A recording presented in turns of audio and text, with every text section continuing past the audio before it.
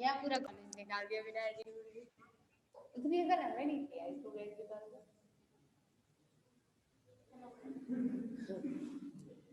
देखो ये पेंट है। हाँ ये पेंट है, ये पेंट है हर जगह मिलता है, थर्ड ईयर में भी मिलेगा ये। रिकॉर्डिंग मत करो। ये मैंने पॉज को की थी। जेंथोफाइसी, ठीक है। इसमें संचित भोजन जो होता है वो तेल बूंद के रूप में होता है।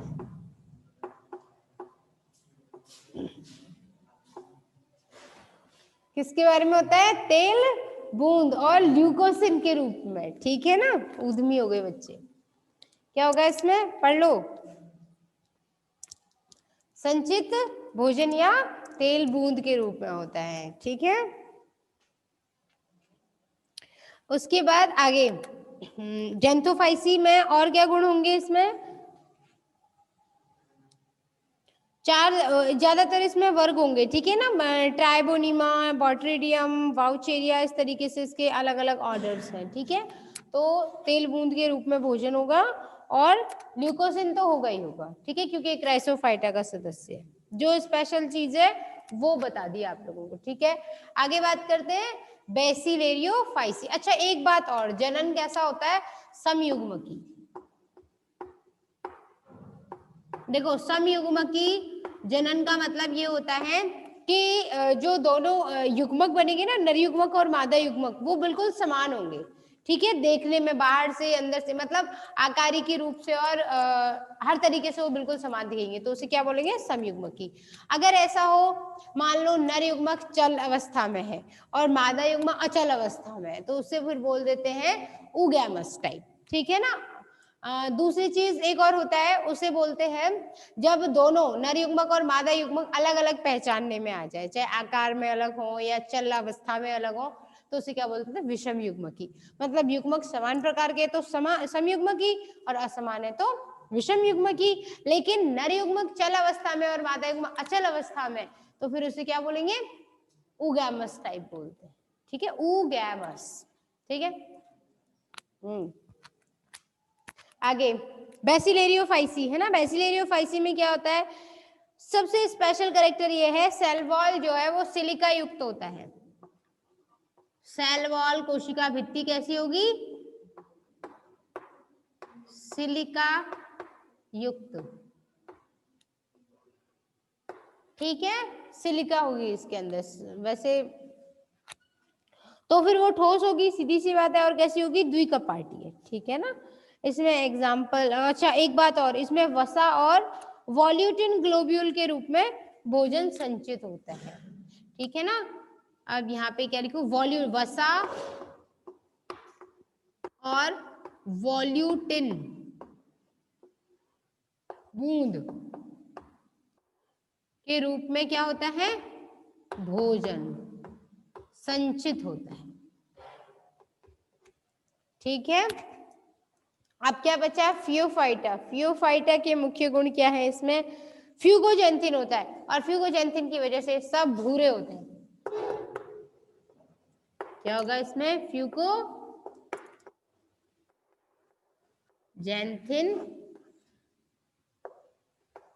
के कारण भूरे शैवाल बोलते हैं इन्हें फियोफाइटा में, ठीक है। ब्राउन कलर के होंगे और इसके अलावा इसमें क्या होगा?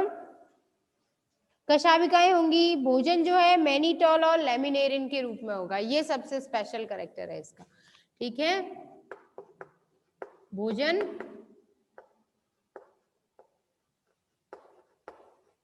लेमिनेरिन और मैनीटॉल, डिटॉल नहीं, मैनीटॉल।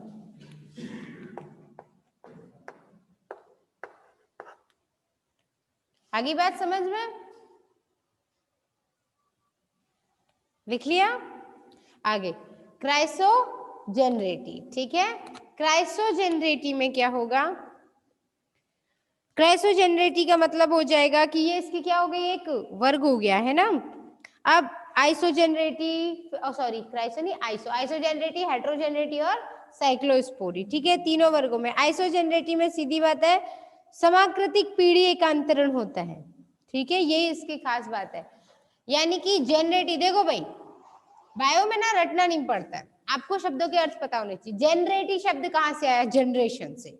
जनरेशन मतलब पीढ़ी। जैसे आपको बताया था ना, पीढ़ियां होती है पौधों में दो तरीके की, युग्मकोद्भिद और बीजाणुद्भिद, है ना।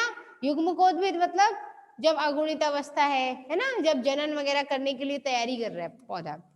बीजाणुद्भिद जब जनन वगैरह करने के बाद ज्यादातर द्विगुणित अवस्था आती है, उसे क्या बोलेंगे? बीजाणुद्भिद, है ना। तो वो अवस्था जो होती है इसमें इसमें आप दोनों ही क्या होती है? एक जैसी होती है, आकृति के रूप में एक जैसी होती है, ठीक है। तो पीढ़ी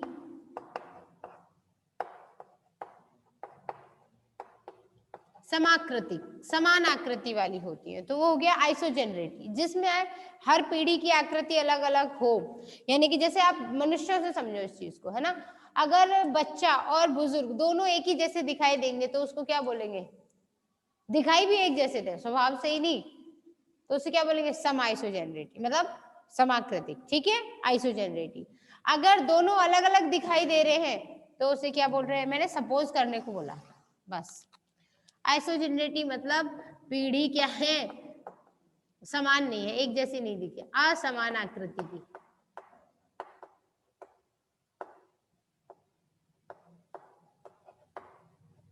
असमान आकृतिक है। और साइक्लोस्पोरी, साइक्लोस्पोरी का मतलब होता है पीढ़ी का एकांतरण नहीं होता है,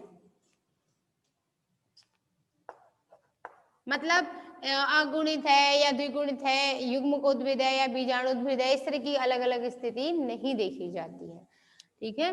तो पीढ़ी एकांतरण अनुपस्थित होता है, ठीक है। अब आप लोग एक बार चाहे तो स्क्रीनशॉट ले लीजिए, ठीक है, क्योंकि इसके बाद फिर आगे करवाऊंगी। 2 प्रभाग और रह गए, ये तो 5 हुए ना, 2 और रह गए,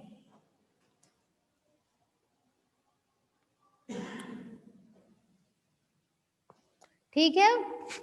अब ऊपर के 2 मिटा देती हूँ, है ना, वहां पे 4, 6 और 7 जो है वो लिख देंगे अपन, ठीक है ना।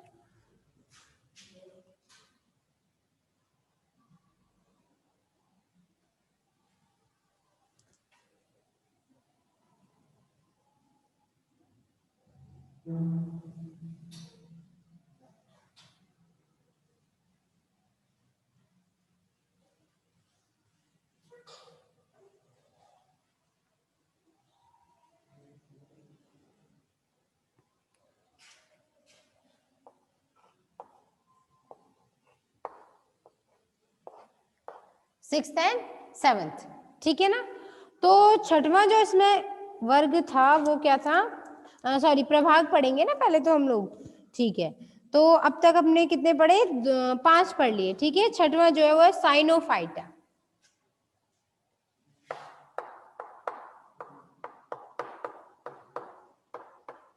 साइनोफाइटा, और साइनोफाइटा के जो 2 वर्ग हैं, एक ही वर्ग है इसमें, मिक्सोफाइसी।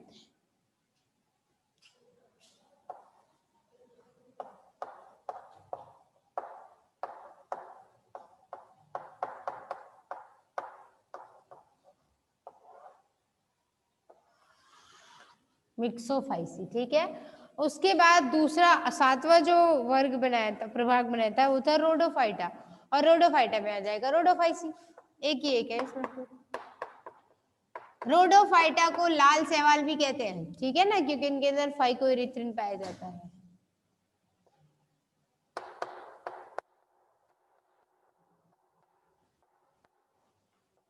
रोडोफाइसी, ठीक है, ये लिखा है साइनोफाइटा, ठीक है।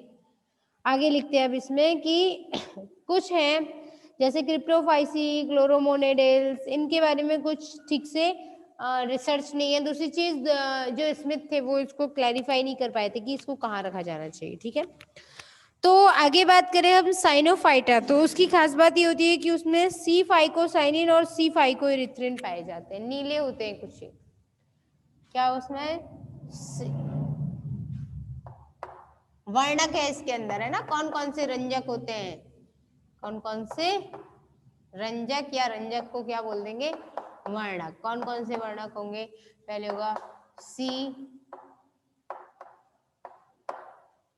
फाइको इरिथ्रिन तो इसमें होता है रोडोफाइटा में, है ना, और सी फाइकोसाइनिन और फाइको इरिथ्रिन दोनों पाए जाते हैं।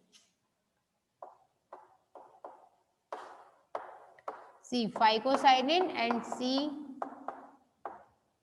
Phyco erythrin. देखो भाई एक बात याद रखना, इरिथ्रिन जो आया इरिथ्रो वर्ड से आया, इरिथ्रो का मतलब होता है लाल, ठीक है।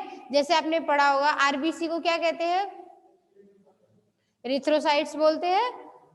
डब्ल्यूबीसी को क्या कहते हैं, ल्यूकोसाइट्स। ल्यूकोसाइट्स के फिर टाइप होते हैं मोनोसाइट एंड लिम्फोसाइट, ठीक है। ग्रेन्युलो अग्रेन्युलो वो सब ब्लड की चीजें, वो सब बात की बात है, ठीक है ना, वो सब आप पढ़ोगे भी तो जूलॉजी में पढ़ोगे। तो इरिथ्रो शब्द का मतलब होता है लाल, ठीक है। और यहाँ साइनिन, साइनिन वर्ड का मतलब क्या हो जाएगा, साइनिन जहाँ होगा वहां नीला होगा, ठीक है। जैसे आप लोग पढ़ोगे कुछ कीट होते हैं ऑर्थ्रोपोडा में जिनका ब्लड का कलर भी क्या होता है, ब्लू होता है, नीला होता है, ठीक है, क्यों, क्योंकि उनके अंदर साइनिन होता है, ठीक है ना।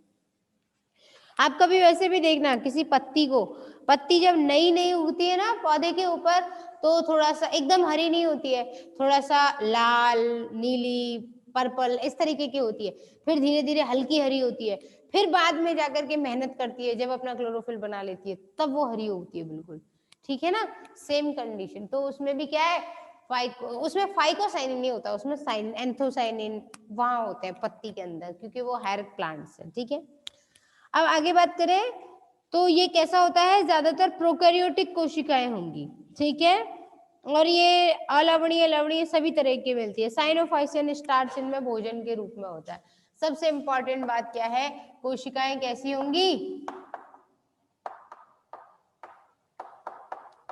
प्रोकैरियोटिक प्रकार की होती है, ठीक है। आगे बात करें प्रोकैरियोटिक के अलावा इनका जो संचित भोजन है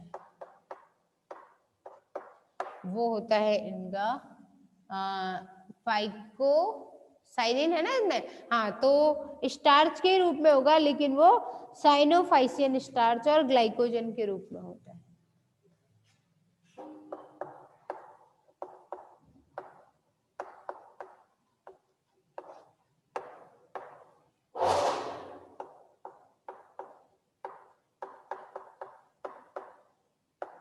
साइनोफाइसिन स्टार्च,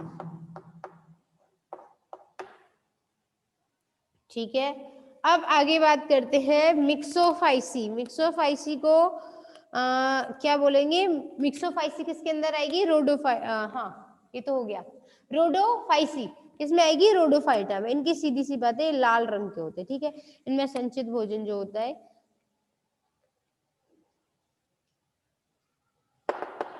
इनमें कौन कौन सा कलर होगा, पहले वर्ड लिखते हैं ना, आर फाइको इरिथ्रिन, ये कैसे होंगे, लाल रंग के होते हैं, लिख लो भाई, लाल रंग के शैवाल होते हैं, आर फाइको इरिथ्रिन और आर फाइको साइनिन, ठीक है। और इसके अलावा इनका जो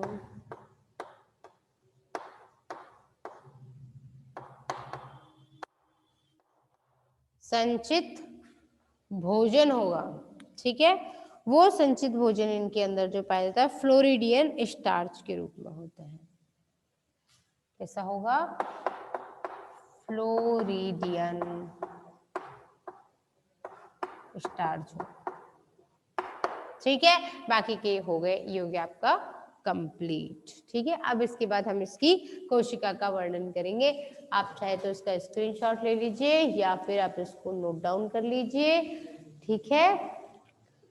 तो लिख लिया, कंप्लीट, वेरी गुड, ठीक है। तो अब इसको फिर इरेज कर दूं, ठीक है। आगे बात करते हैं,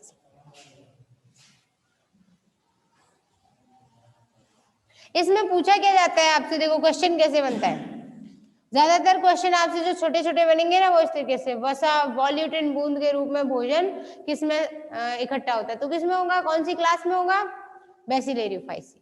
बेसिलेरियोफाइसी किसमें है, अभी पढ़ा ना आपने, क्राइसोफाइटा के अंतर्गत,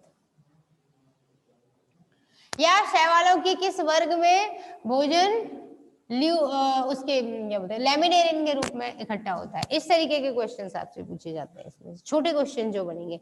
और आपको बड़ा पूरा याद रहेगा तो वर्गीकरण में सीधे सीधे क्वेश्चन आ गया तो आप लिखिए आओगे, ठीक है, टेबल बनानी है।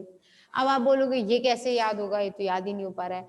देखो भाई, अभी ऐसे घबराओ मत, अभी की तो क्या हमने वर्गीकरण पूरा पढ़ा, फिर हम क्या करेंगे एक एक का स्पेशल स्पेशल कुछ जो एग्जाम्पल्स हैं उन्हें हम लिखेंगे। जब उनके बारे में पढ़ेंगे तो एक क्लास तो आपकी उस रिप्रेजेंटेटिव के तौर पे तैयार हो ही जाएगी। जैसे आपने वॉल बॉक्स तैयार किया तो आपका क्लोरोफाइसी अपने आप तैयार होगी, होगी कि नहीं होगी। इस तरीके से आपको धीरे धीरे, जैसे रोडोफाइसी का कोई सदस्य ले लिया, उसके बारे में आपने पूरा पढ़ लिया पूरा चैप्टर, तो आपको रोडोफाइसी क्लास अपने आप में तैयार होगी, हो गई ना। उन 7 में से कुछ ही बचे रह जाएंगे, उनको आप याद कर लेना। आगे बात समझ में? तो इतना भी कठिन नहीं है कि पूरा वर्गीकरण हम कैसे याद करेंगे, ठीक है। अब आप अगर ये सोचो ना आज ही याद करेंगे साहब, ऐसे नहीं होता, धीरे धीरे, ठीक है ना। पर हाँ, आज जाकर के पढ़ना जरूर इसको, रिवाइज। तो आगे अब इसमें क्या रह गया, कोशिकाएं पढ़ेंगे हम लोग, ठीक है। तो चलो भाई, कल अपने कौन सी बनाई थी, प्रोकैरियोटिक नील हरित शैवाल की कोशिका बनाई थी या नहीं बनाई थी? कल तो कारा इक्विसीटम वगैरह की कोशिका बनाई थी, है ना। हमने केवल लिखा था कि ये कोशिकाएं होती हैं, है ना। हाँ, तो आज बनाएंगे हम शैवाल की कोशिका।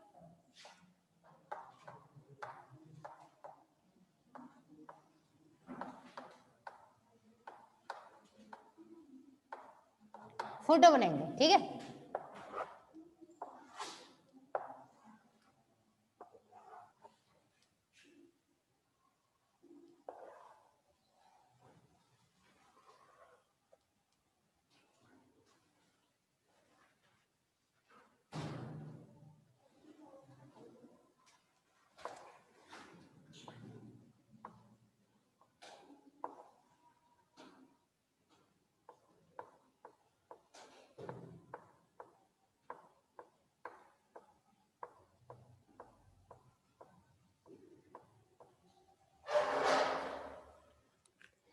ठीक है, उसके अलावा इसमें क्या क्या संरचनाएं होंगी, ठीक है ना, वो देख लो आप लोग।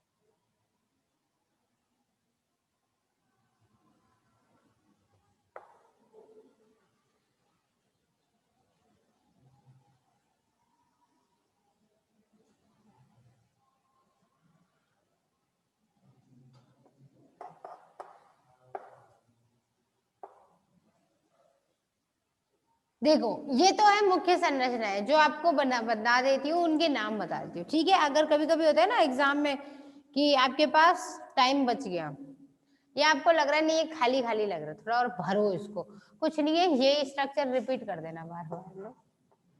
समझ आ गई बात? और हैंडराइटिंग अगर पढ़ने में आ जाए इतनी तो सुंदर होनी चाहिए कम से कम। सुलेख प्रतियोगिता में भाग नहीं लेना तो कम से कम पढ़ने में आ जाए इतनी तो हो, ठीक है। दूसरी चीज स्पीड बढ़ा लेना भाई, फर्स्ट ईयर में हो आप लोग, ठीक है। कॉलेज में आपको पेपर पढ़ने के लिए एक्स्ट्रा टाइम नहीं मिलेगा यहाँ, जो छोटे बच्चों की तरह आदत पड़ी हुई होगी ना कि हाँ मिल जाएगा टाइम 3.5 घंटे में 15 मिनट पेपर पढ़ने के, ऐसे ऐसे ऐसे अब नहीं मिलेगा। अब आप बड़े हो गए, अब कॉलेज में आ गए।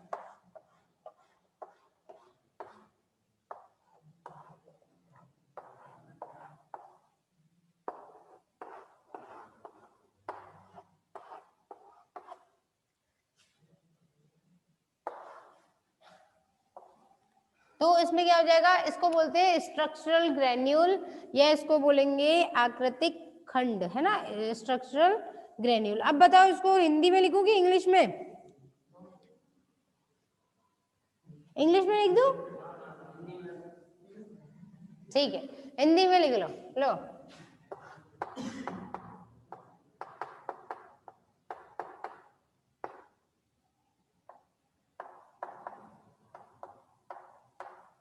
याद रख लेना, वैसे अंग्रेजी में तो आसानी से याद तब भी हो जाते तुम्हें, आकृतिक कण, स्ट्रक्चरल ग्रेन्यूल, और इसके अलावा कार्बोक्सीसोम्स।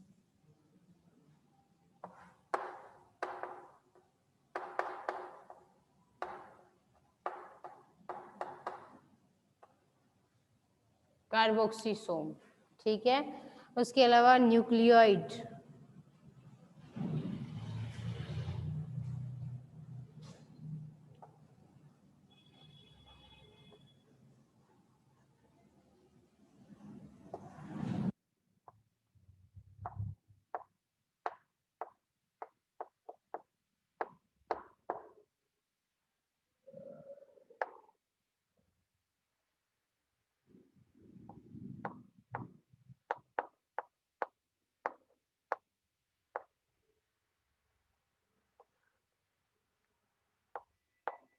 विकासशील पट, ठीक है। इसके अलावा इसमें क्या होते हैं, फोटोसिंथेटिक लैमेली होती है, यानी कि इसमें ऐसी पटलिकाएं पाई जाएंगी जो प्रकाश संश्लेषण करेंगी। प्रकाश संश्लेषी पटलिकाएं, ठीक है। ये आपका जो बन रहा है, ये कौन सा है, प्रोकैरियोटिक कोशिका है, ये याद रखना। कौन सी है, प्रोकैरियोटिक, ठीक है। यूकैरियोटिक हम कल बनाएंगे। ये क्या बन गई, कोशिका भित्ति सेल वॉल, और ये क्या बन गई, कोशिका झिल्ली या सेल मेम्ब्रेन, ठीक है। कुछ हिंदी कुछ इंग्लिश, ठीक है। आप ही बोल रहे थे ना हिंदी इंग्लिश में लिख दो सब में, तो सब में लिख दिया, ठीक है। इसके अलावा एक खास चीज और रह जाती है इसमें, उसको बोलते हैं गैस वोक्यूल्स, यानी कि गैस दानी होती है इसके अंदर, ठीक है। बाकी की कहानी कल।